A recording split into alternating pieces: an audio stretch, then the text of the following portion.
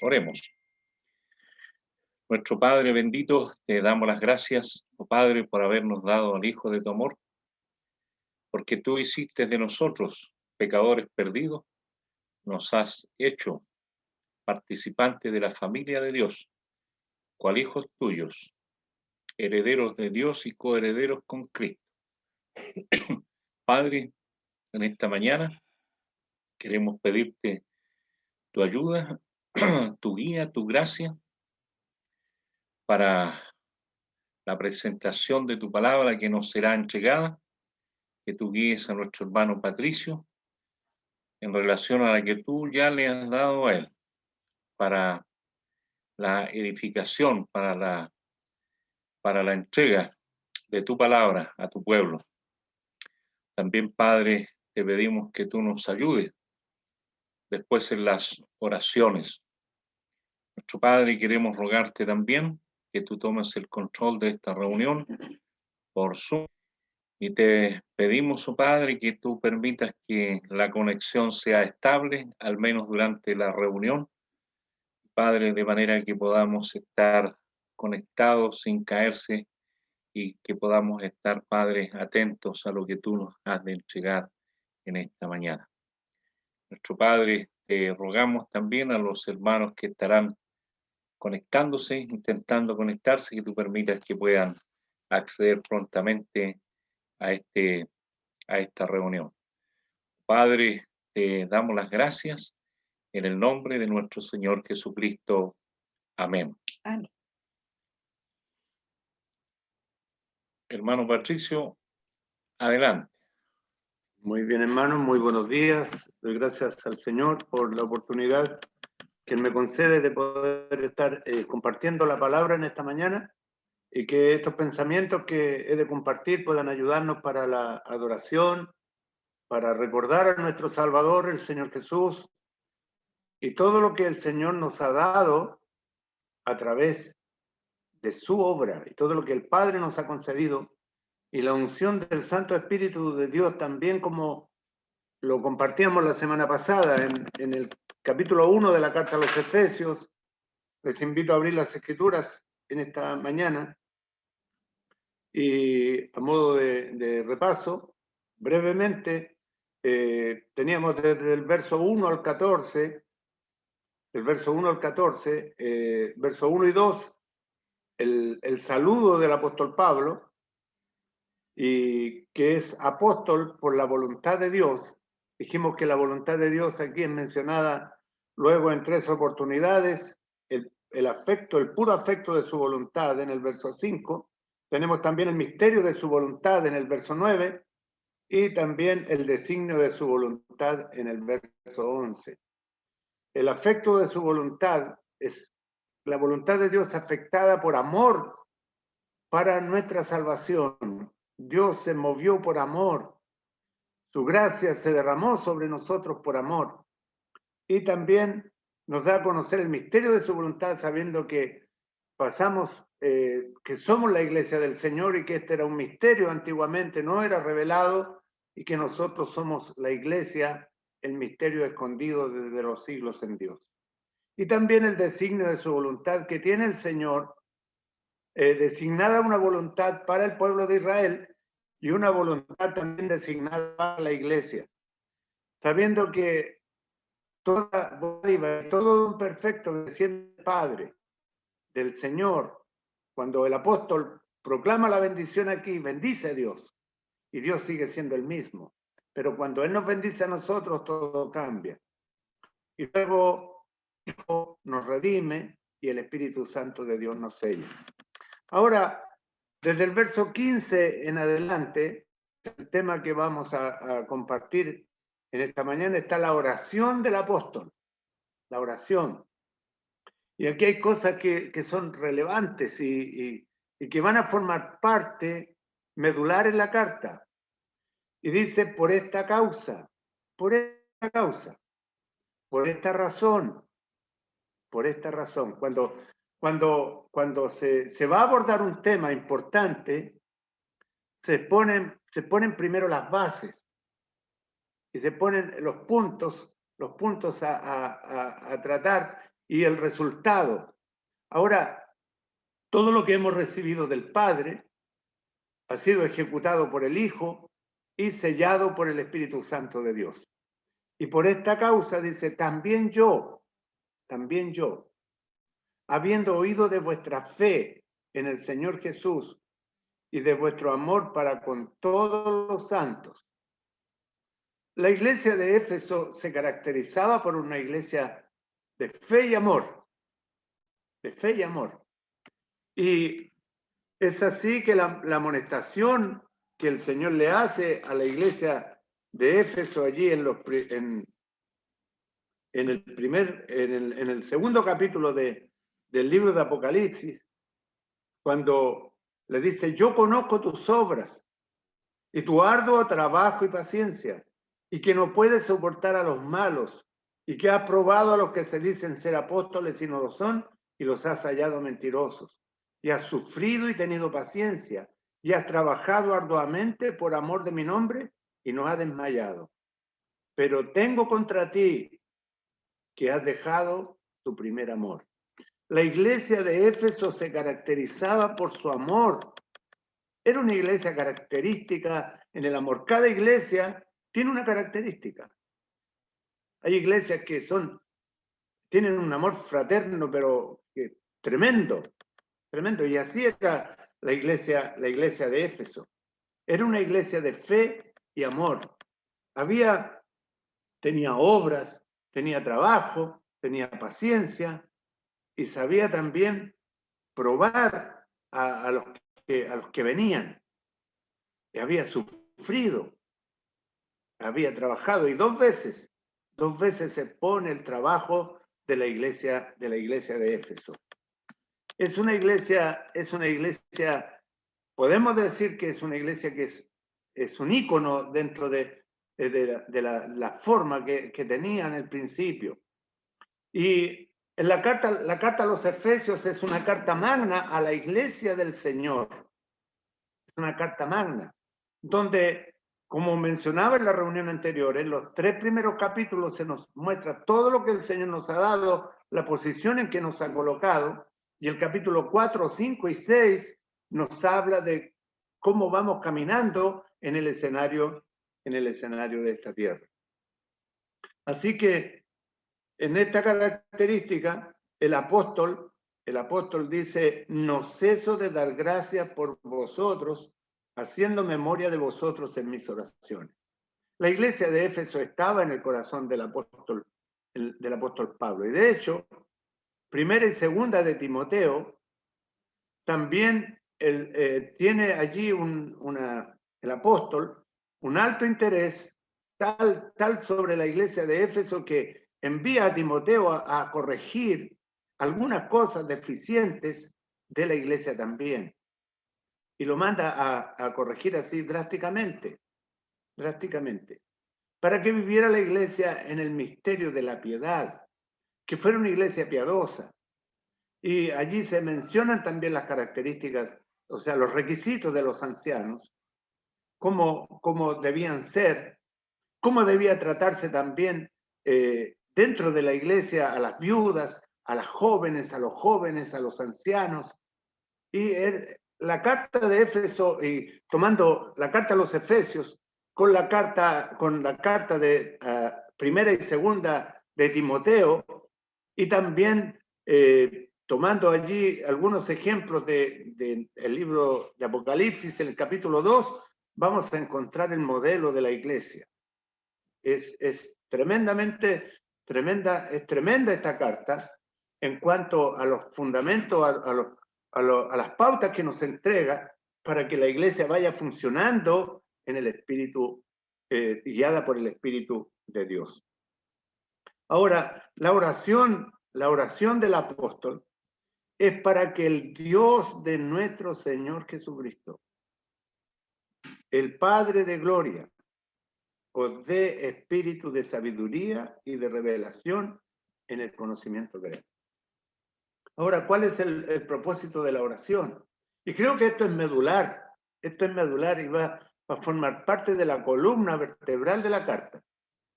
¿Ya? Estas tres cosas que expone el apóstol, la oración que va a hacer por la iglesia y lo que está orando, es que el Dios de nuestro Señor Jesucristo. Y aquí muestra al Señor Jesucristo en una relación con Dios. No dice nuestro Dios. Así también lo menciona en el verso 3, para que el Dios y Padre de nuestro Señor Jesucristo. Y pone al Señor Jesucristo en una relación única con el Padre. Se menciona en estos dos versículos. Podría decir nuestro Dios, pero dice el Dios y Padre de nuestro Señor Jesucristo. Para que el Dios de nuestro Señor Jesucristo, el Padre de gloria, os dé espíritu de sabiduría y de revelación en el conocimiento de Él, en el conocimiento del Señor Jesucristo y del Padre. Porque dice ahí en Juan capítulo 1, verso 18, que a Dios nadie le vio jamás.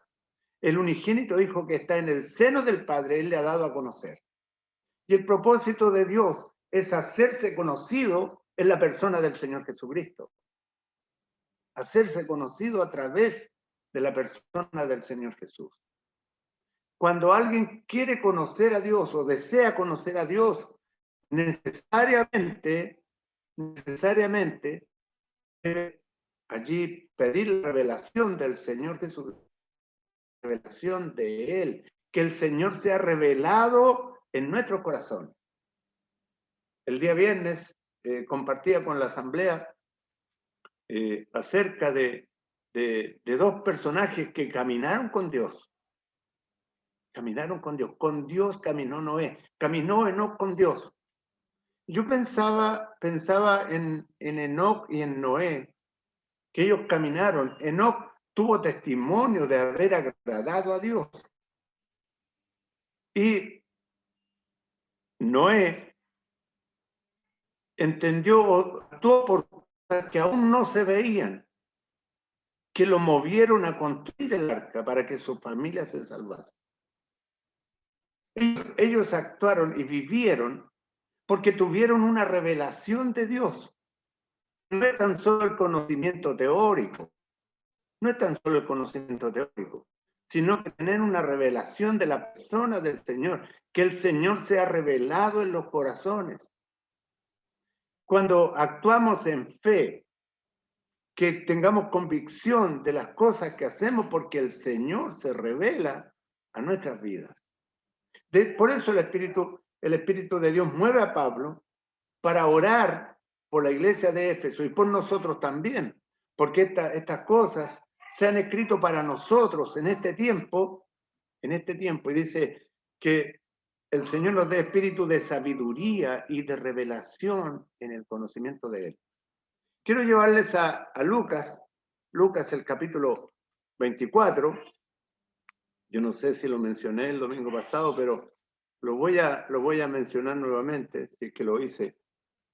Y cuando en el capítulo 24, el Señor se encuentra con los discípulos de Emaús. Y cuando dos de ellos, dice en el verso 13, 24:13 de Lucas, y que sea esta tal vez una meditación para luego que podamos contemplar al Señor, que podamos mirarle a Él, que este sea nuestro deseo el día de hoy, contemplar a la persona del Señor Jesús. Que el Señor Jesús sea revelado a nuestros corazones para poder adorarle. Y dice, he aquí dos de ellos iban el mismo día a una aldea llamada Emaús que estaba a 60 estadios de Jerusalén. E iban hablando entre sí de todas aquellas cosas que habían acontecido. Y sucedió que mientras hablaban y discutían entre sí, Jesús mismo se acercó y caminaba con ellos. Y yo cuando compartía el viernes con los hermanos sobre Enoc y Noé, también pensé en esto. El Señor, Él se acercó. Y lo grato es que el Señor nos buscó también. Y que el Señor nos encontró. Y que el Señor nos escogió, como mencionábamos en la reunión anterior. Nos escogió, nos bendijo, nos adoptó, nos redimió. Todas estas cosas las hizo el Señor en nuestro bien. Y Él se acercó a ellos y nos dice que caminaba con ellos. Caminó con los discípulos. Y dice que los ojos de ellos estaban velados para que no le conociesen. Allí en Juan capítulo 3 dice que el que no naciere de nuevo no puede ver el reino de Dios. Lo importante es ver al Señor. Ese es el propósito de esta reunión. Nos hemos reunido para ver al Señor, para encontrarnos con el Señor, para que el Señor sea revelado a nuestros corazones en esta mañana y nos hable. Dice que sus ojos estaban velados para que no le conociesen. Y el Señor comienza a hacer preguntas, y las preguntas que el Señor hace allí son para que ellos reflexionen. ¿Qué pláticas son estas que tenéis entre vosotros mientras camináis? ¿Y por qué estáis tristes? El Señor quiere sacar algo del corazón de ellos. Quiere hacerlos reflexionar. Y cuando nos reunimos, el Señor también quiere llevarnos a la reflexión. Reflexionamos acerca de la persona del Señor Jesús. Y ellos le dicen, ¿eres tú el único forastero en Jerusalén que no ha sabido las cosas que en ella han acontecido en estos días? Y ellos dicen, él le dice, ¿qué cosas?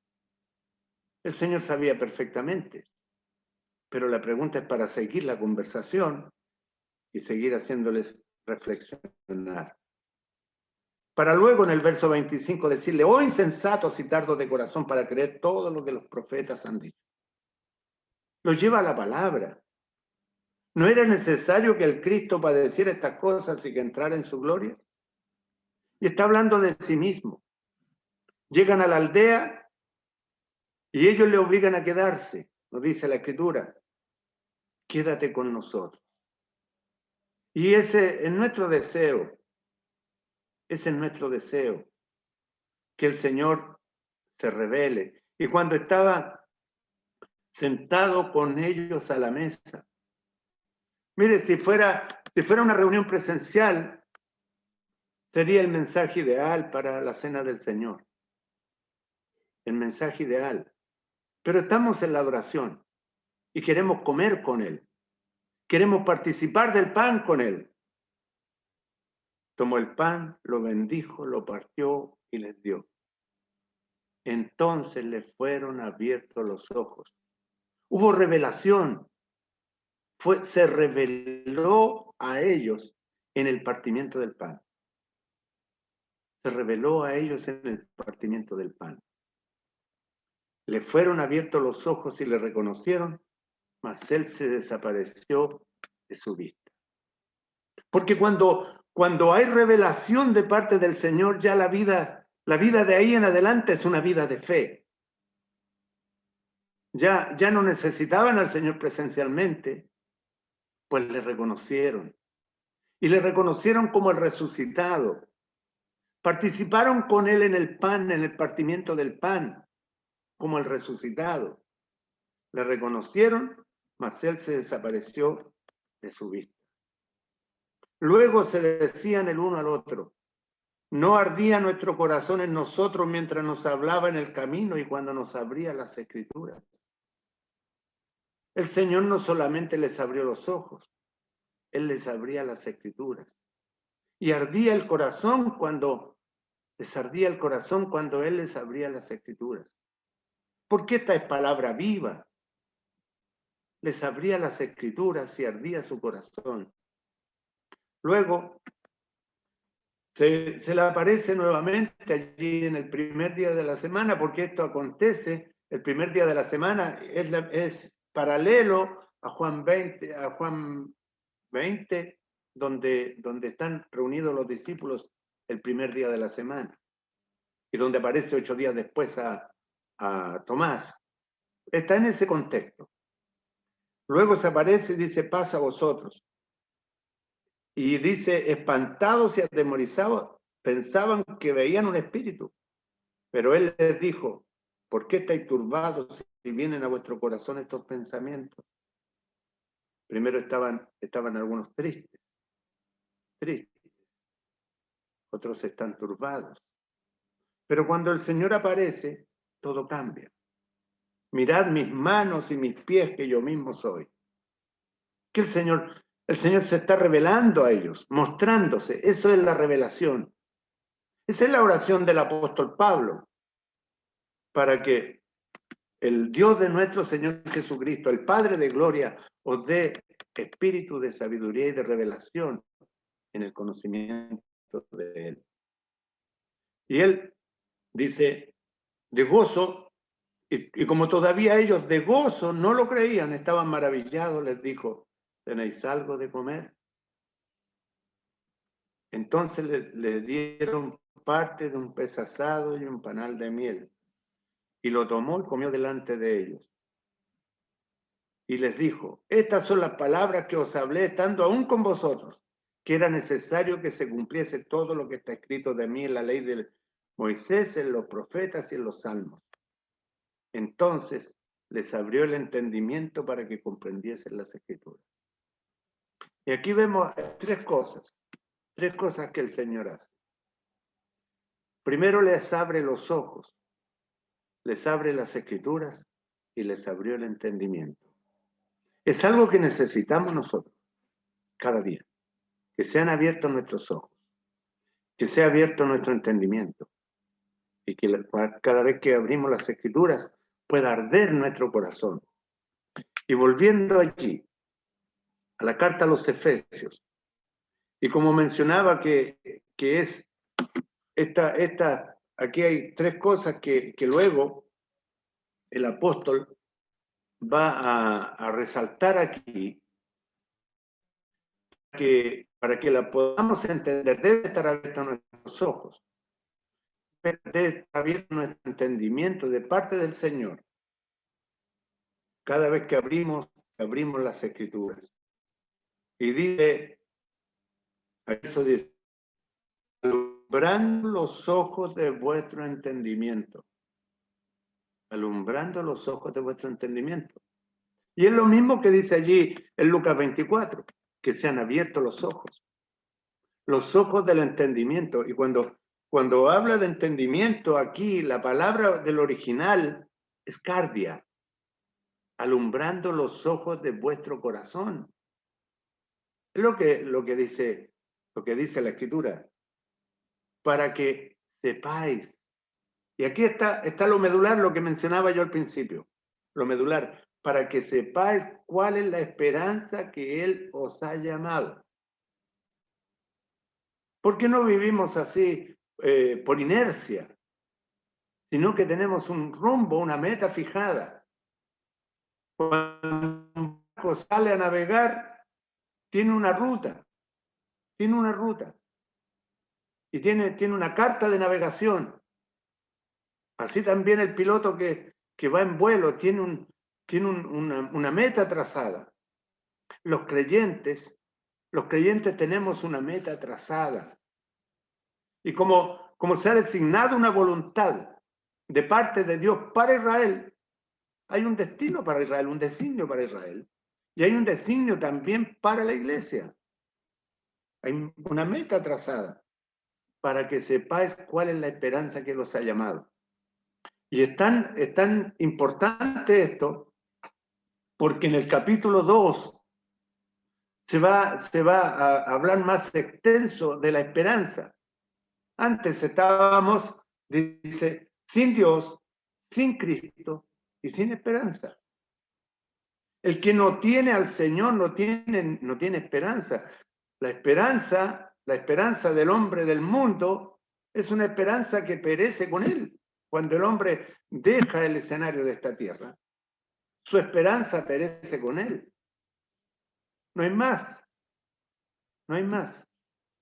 Pero el Señor, dice Pedro, nos hizo renacer para una esperanza viva.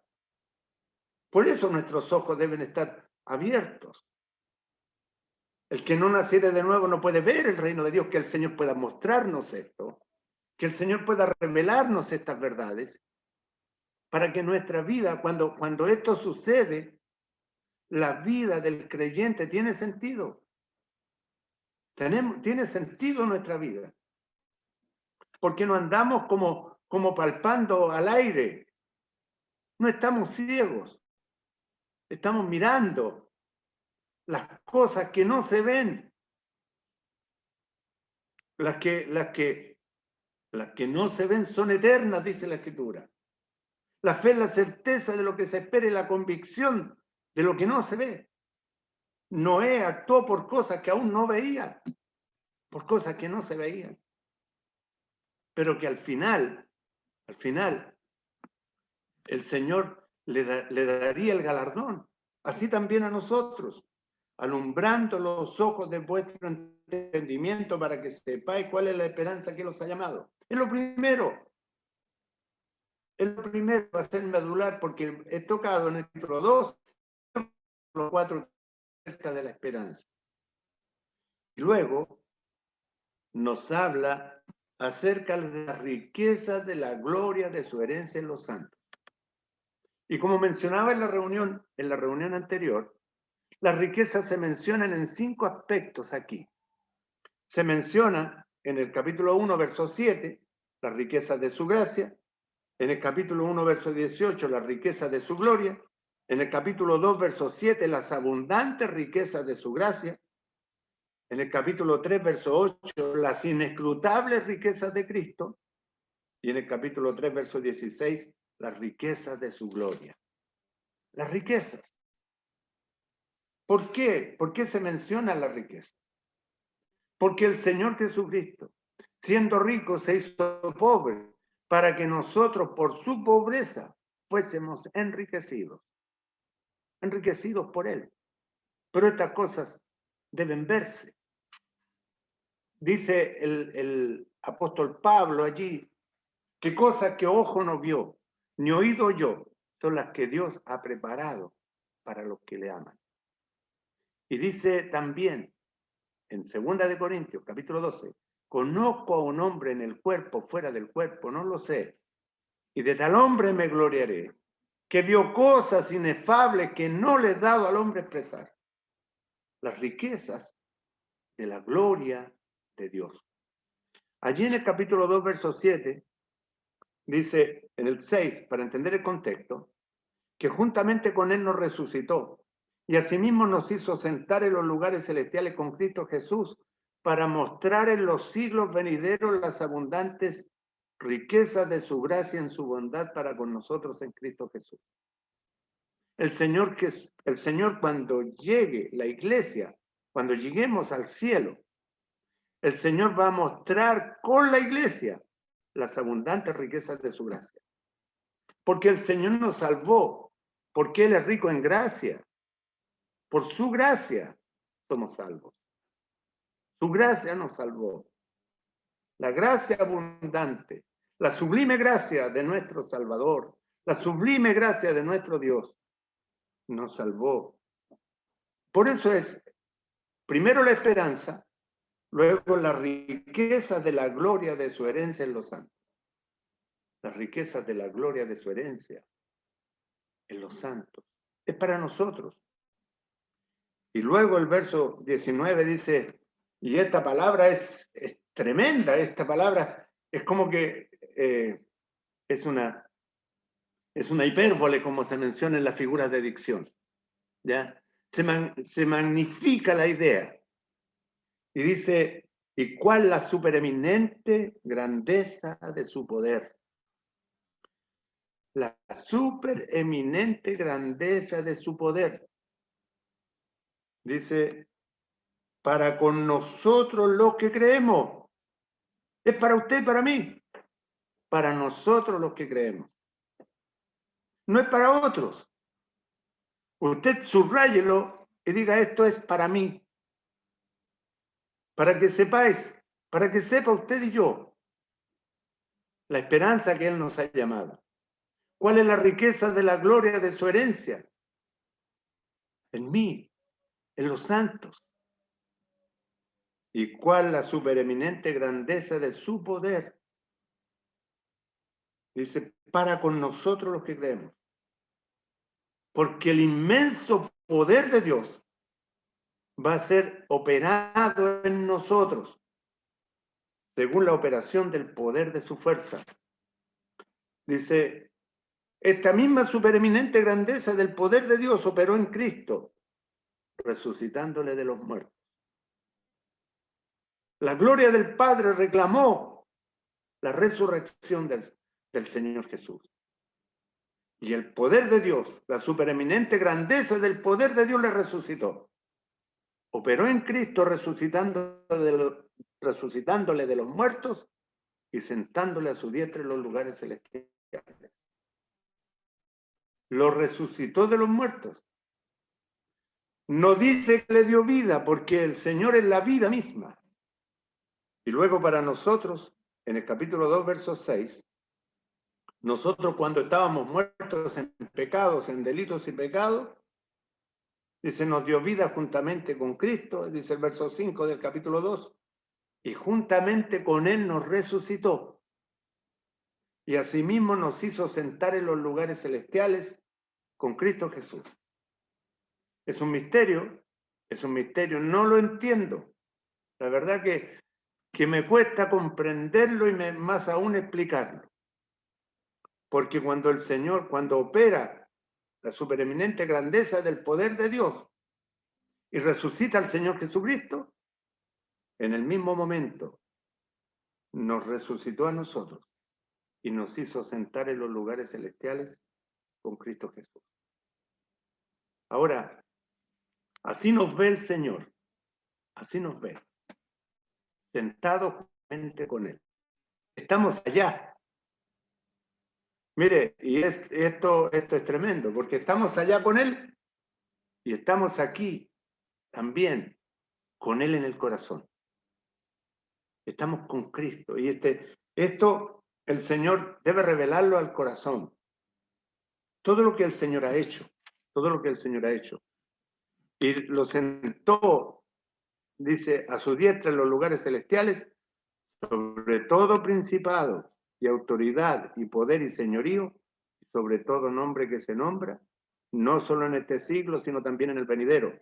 Y sometió todas las cosas bajo sus pies y lo dio por cabeza sobre todas las cosas a la iglesia, la cual es su cuerpo, la plenitud de aquel que todo lo llena en todo.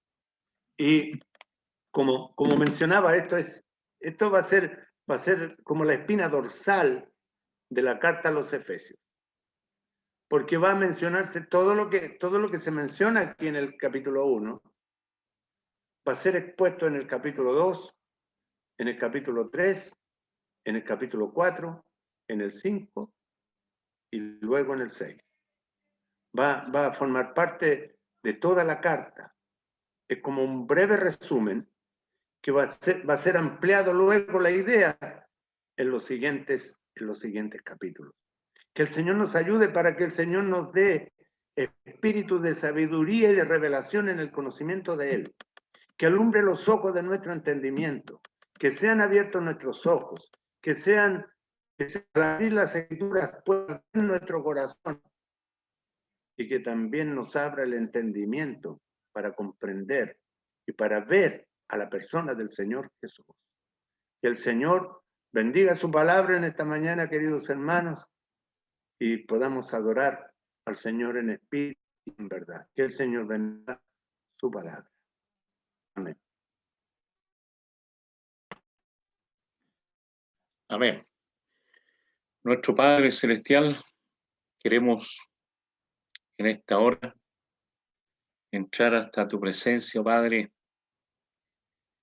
para darte las gracias por habernos amado, por habernos escogido desde antes de la fundación del mundo. Padre, te agradecemos porque tú nos ves, Padres celestiales con Cristo. Oh Padre, para ti no hay ningún problema. Tú ves, estás en un eterno presente porque tú eres, Padre, el eterno Dios, que el tiempo es para nosotros. Nosotros contamos los minutos, los días, los años, las semanas, los meses. Pero, Padre, para ti no es como y como uno de días de la mañana. Para ti, oh Padre, el tiempo no es como para nosotros, pero es eterno. Padre, gracias por habernos dado al Hijo de tu amor. Y Padre, gracias te damos por habernos dado al Señor Jesús.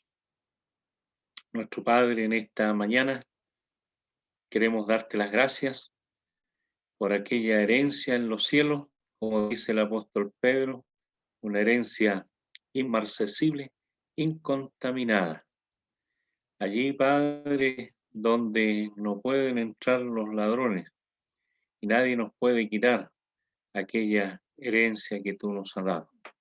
Nuestro Padre, te damos las gracias porque las delicias del cielo, como se ha comentado, el apóstol Pablo escuchó palabras indescifrables que no se pueden expresar en lenguaje humano, cosas que ojo no vio, ni oído oyó, ni han subido al corazón del hombre, son las que Dios ha preparado para los que le aman. Nuestro Padre, entendemos que aquello pueda ser así, dado el elevado costo que Dios tuvo que pagar, porque cada alma redimida, el precio pagado es la vida de tu Hijo Jesucristo, el eterno Dios. Tu palabra nos dice, el que no escatimonia a su propio Hijo, ¿cómo no nos dará también con él todas las cosas? Y Padre, Dios no se ha reservado, o más bien dicho, Dios nos ha dado para que demos la gloria en el cielo y estemos para siempre con el Señor. Oh Padre, la dicha más grande para los creyentes es estar siempre con el Señor en su presencia. El cielo es hermoso porque allí está Cristo, porque allí está nuestro Señor. Aunque las calles fueran de polvo, no fueran pavimentadas, allí el cielo sería hermoso por la presencia de tu Hijo. Pero Padre, tú has querido hacer calles de oro, y Padre, donde mora la justicia, donde no hay pecado, donde no habrá lágrima ni muerte. Padre, te agradecemos por lo que tú has preparado para tu pueblo redimido. Nuestro Padre, recibe en esta mañana la gratitud de tu pueblo, te la entregamos en el nombre de nuestro Señor Jesucristo. Amén.